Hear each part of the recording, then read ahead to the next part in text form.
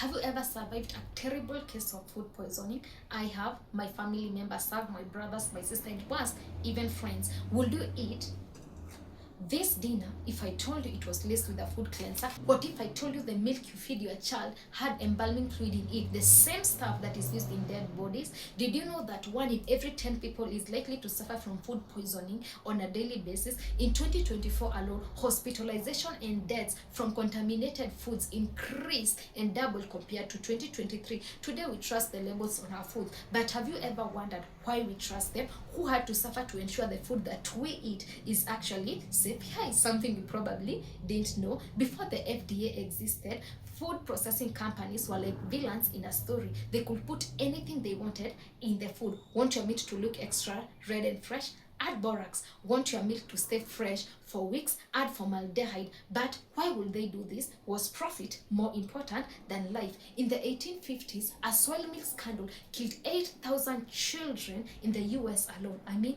they are children. But this is what actually led to them being killed. Dairy companies added chalk and plaster to make the milk look creamy. Most importantly, we need to ask ourselves, has anything changed since 1902? Food poisoning affects approximately 6 million people worldwide every year. Now listen carefully, lest history repeats itself with you. Change can start with you. One day, one man, Dr.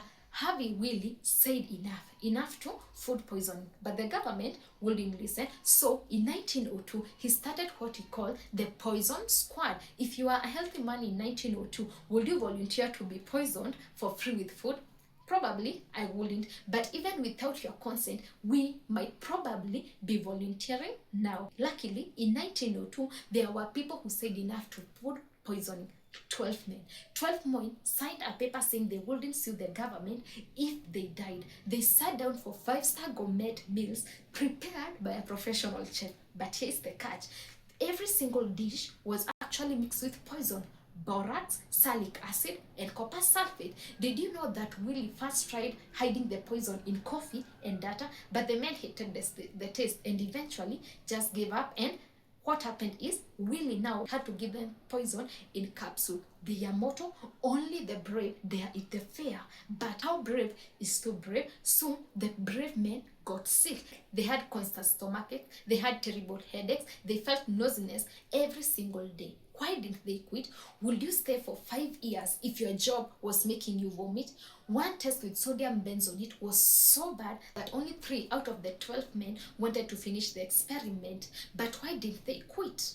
Fascinatingly, they wanted to prove a point, and it worked. By 1906, the suffering forced Congress to pass the Pure Food and Drug Act. This eventually became the FDA we know today. But here's the big question. Has food actually been safe now? Or, as some people ask, has the FDA stopped watching? Because more than 420 people die annually from contaminated food. This could be you. Just last year, we saw cases in everything from daily meals to organic carrot. Do you think we need to form a new poison squad for the modern world? I think we do. Will you volunteer? I'm not so sure about it personally, but if you think not, how best do you think we can stop the millions being poisoned on a daily basis, given that the millions are you and I? Modern foods have 50% ingredients that they had 50 years ago. Are the chemicals in our snacks today the borax of the future? What do you think? Is history repeating itself right under our noses? Let me know in the comments. Please like, share, and subscribe to this channel to get more health updates. And the next time you read a label, remember the 12 men who risked their lives so you wouldn't have to. Thank you so much for tuning in, and I'll catch you on the next one.